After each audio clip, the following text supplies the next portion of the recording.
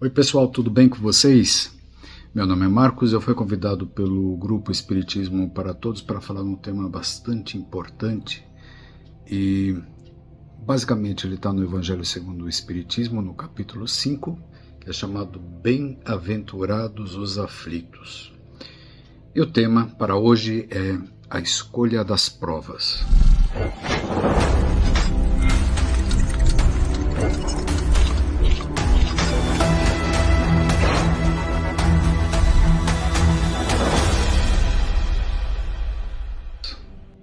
Como assim escolha das provas? O que significa isso? Quem escolheu as provas pelas quais eu estou passando? Né? É uma pergunta interessante, uma pergunta importante. E talvez a gente acabe chegando à conclusão que muitas das vezes nós mesmos acabamos escolhendo as nossas provas. Mas vamos falar um pouquinho para a gente conseguir entender o que significa isso. Muitas vezes nos perguntamos: por que eu passo por tantas dificuldades? Porque uns parecem ter uma vida fácil, onde tudo dá certo, tudo dá bem, e outros enfrentam lutas desde cedo. A doutrina espírita, com sua clareza e profundidade, nos ensina que nada do que vivemos é por acaso, nada. Que antes de reencarnarmos, nós mesmos participamos da escolha das experiências que serão importantes para o nosso crescimento espiritual. Nós mesmos. E esse tema se torna ainda mais atual nos dias de hoje, quando atravessamos tempos de grandes desafios coletivos e pessoais, no mundo todo. O que é a escolha das provas? Vamos tentar entender melhor isso. Segundo Allan Kardec, no Evangelho segundo o Espiritismo, capítulo 5, item 26, é assim que os espíritos escolhem as provas que terão de suportar. Nisso consiste o seu livre-arbítrio. Isso significa que, ao nos prepararmos para uma nova encarnação, somos orientados por espíritos mais elevados e, diante da lei divina, escolhemos quais provas desejamos enfrentar para avançar no caminho da evolução. Isso significa que, se eu escolher provas um pouquinho mais difíceis, eu vou conseguir avançar mais rápido. Vocês entenderam? Acho que esse é um ponto importante. Se eu quiser ter uma vida tranquilinha, sossegada, eu vou avançar com mais, eu diria, não na mesma velocidade. Então, não escolhemos todos os detalhes da vida, mas sim o tipo de experiência necessária ao nosso progresso. Por exemplo, um espírito pode escolher nascer em ambiente humilde para aprender desapego e solidariedade. Num ambiente então com dificuldades financeiras, mesmo assim, passando por dificuldades, ele vai poder, de repente, ajudar outras pessoas. Outro pode escolher uma família difícil para exercitar a paciência e o perdão. Família difícil? Alguém conhece alguma história de família difícil? Outro pode enfrentar limitações físicas para desenvolver virtudes como a coragem e a resignação. Limitações físicas. Pensar, de repente, naquela pessoa que não tem um membro, que precisa se locomover através de cadeira de rodas. Tem muita gente passando hoje em dia por esse tipo de dificuldade. O mais importante é como ele fala aqui, desenvolver virtudes como a coragem e a resignação. Porém, é importante pensar e lembrar de uma diferença. Provas são oportunidades de aprendizado que nós mesmos aceitamos. Expiações são consequências naturais dos erros cometidos lá no passado, que também funcionam como aprendizado e reparação. Em ambos os casos, nunca se trata de castigo. Deus não castiga, mas de um caminho para o aperfeiçoamento. Então, o que precisamos ter muito claro é que muitas vezes nós mesmos escolhemos esse caminho. Vamos tentar agora pensar de que maneira isso se aplica nos dias atuais. De que maneira isso se aplica no mundo de hoje. Vivemos em tempos de grandes transformações. Acho que todo mundo concorda com isso. Crise econômica, mudanças sociais, desafios na área da saúde, conflitos globais, avanço da tecnologia e até solidão em meio a tanta conectividade. Faz sentido? Solidão em meio a tanta conectividade. Cada um desses cenários pode ser visto como uma prova coletiva e também individual. Vamos falar agora um pouquinho das crises econômicas. Muitos de nós enfrentamos dificuldades financeiras. Do ponto de vista espiritual, isso pode ser uma oportunidade de exercitar a simplicidade, a solidariedade e o desapego. As doenças físicas ou emocionais, a depressão, a ansiedade, o câncer e tantas outras condições são provas que podem ensinar resiliência, empatia e fé. Tecnologia e redes sociais, tema crítico, né, nos dias de hoje. Nunca estivemos tão conectados e ao mesmo tempo tão solitários. Aqui temos uma prova moderna. Aprender a usar a tecnologia com equilíbrio. Olha só que prova importante. Sem nos perder em ilusões e comparações. Quantas vezes a gente vai postar alguma coisa lá no Facebook, lá no Instagram e a gente fica contando os likes, né? E infelizmente a tecnologia e redes sociais também são usadas com outros objetivos sombrios. Vamos falar agora um pouquinho de conflitos e desigualdades sociais. As guerras, a fome, a violência, tudo isso nos desafia como humanidade a desenvolver a fraternidade, a compaixão e a responsabilidade coletiva. Então, meus irmãos, se estamos encarnados nesse período da Terra, em meio a essas dificuldades, é porque aceitamos o desafio. Eu sempre falo, sempre. Escolhemos exatamente o momento em que a Terra iria passar para estar aqui. Todos nós. E às vezes, com tudo isso que a gente está enfrentando, às vezes dá aquela vontade, né, de, meu Deus, né? O que eu fiz para passar por tudo isso? E olha só que detalhe importante. Viemos preparados para enfrentar exatamente esse tempo de transição planetária. Nós viemos preparados para isso. E quanto será que as pessoas estão sofrendo com guerras, com tudo aquilo que a gente já falou aqui, né? E se a gente ficar se conectando nessas notícias sombrias, pesadas, de sofrimento, tudo piora. Tudo piora. Um dia um amigo falou para mim, Marcos, talvez a sua grande missão, falou para mim, pessoalmente, seja simplesmente fazer e espalhar a luz.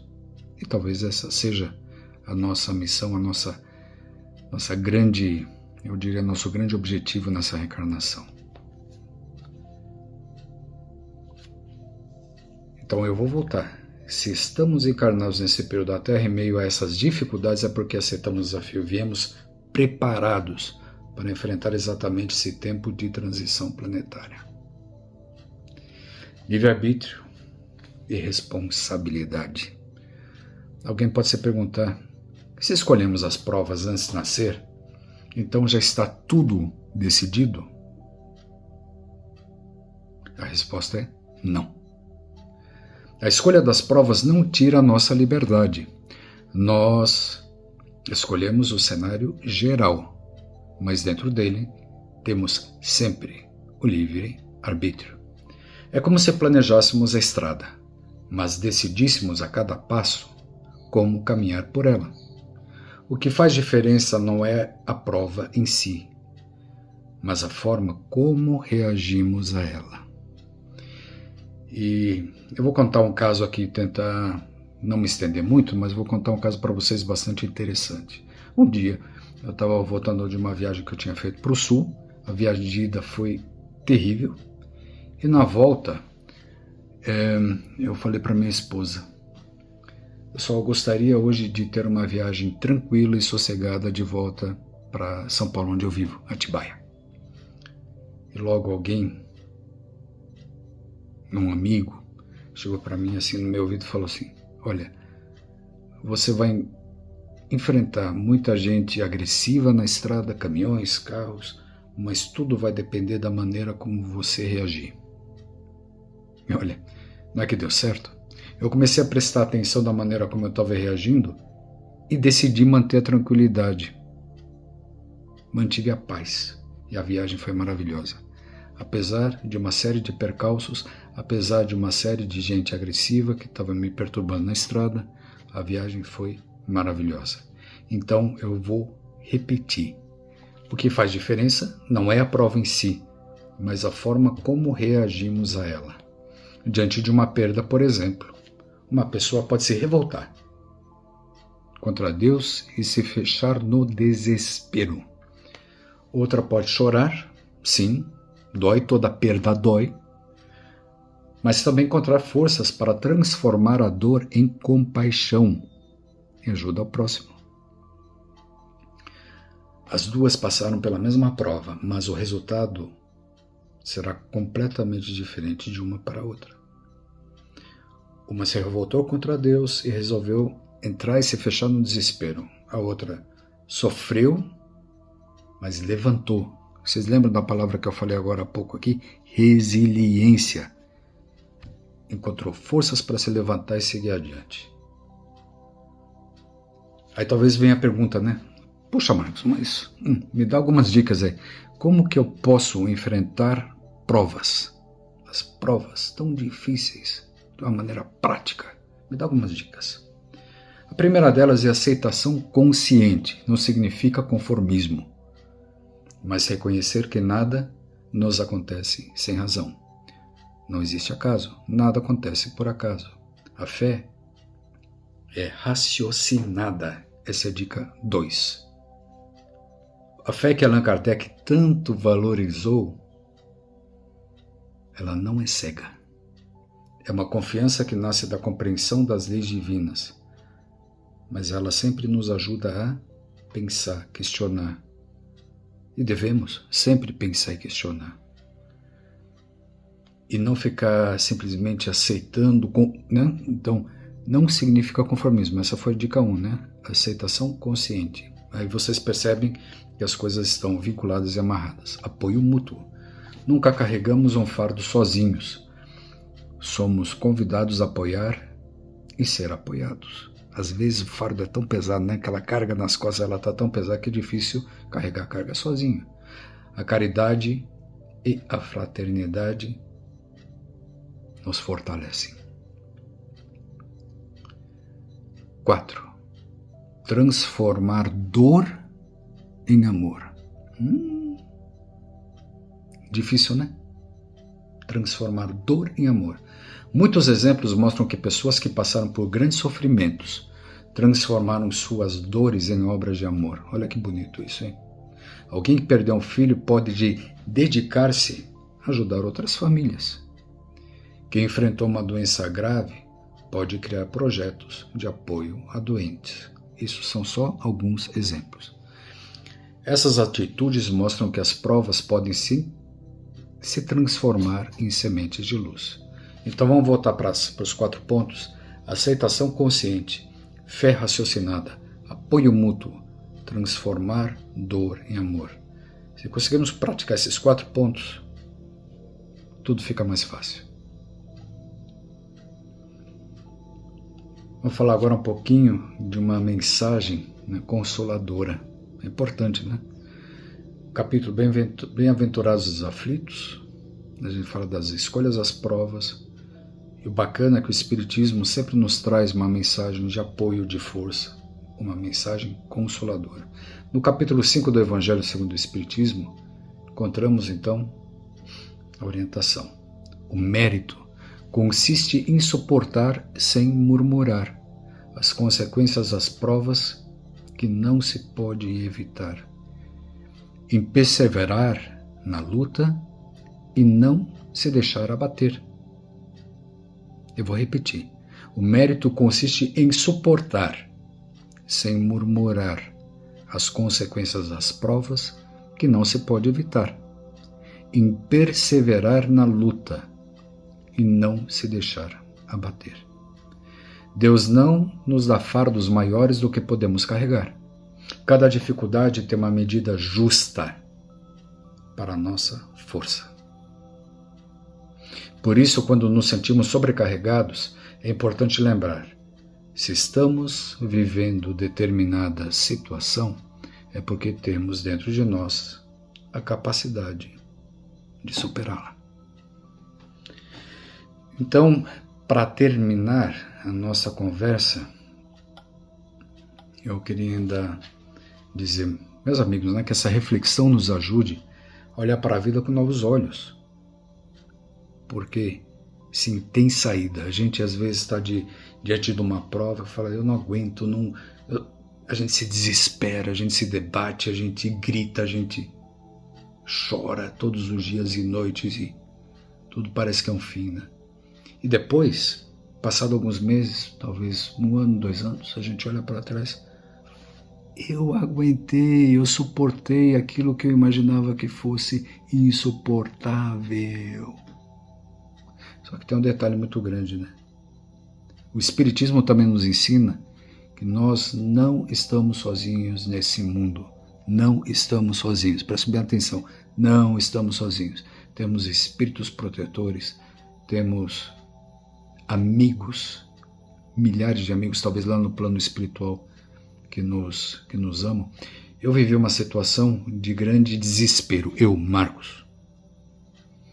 E quando eu achei que estava tudo perdido, não tinha mais saída, alguém falou para mim assim: presta atenção, Marcos. Você tem talvez milhares que te odeiam, mas você tem milhões que te amam. Então, esse é o exemplo que eu trago para vocês todos, para a gente pensar um pouquinho que, sim, estamos num mundo de provas e expiações, não estamos aqui para agradar todo mundo, é impossível. Então podemos ter nossos inimigos, podem ter pessoas que pensam de uma maneira diferente da nossa, mas uma coisa eu vou dizer para vocês: não utilizem o tempo de vocês para falar mal dos outros, que pensam de maneira diferente. Aceita. No momento que a gente aceita, porque no momento que, eu diria, a gente pelo menos consegue aceitar aqueles que são diferentes de nós, as coisas ficam mais fáceis. E a gente muitas vezes exige que o outro seja igual e a gente sofre por isso. Então, o que eu quero dizer? Não utilize o seu tempo precioso para falar mal dos outros. É a energia negativa que estamos gerando, a gente só aumenta o tamanho do buraco. Tá? Então, levem, por favor, essa recomendação com muito carinho. Nada do que vivemos é inútil. Nem ninguém é inútil. Ninguém. Cada desafio é um degrau em direção à luz, ou vários.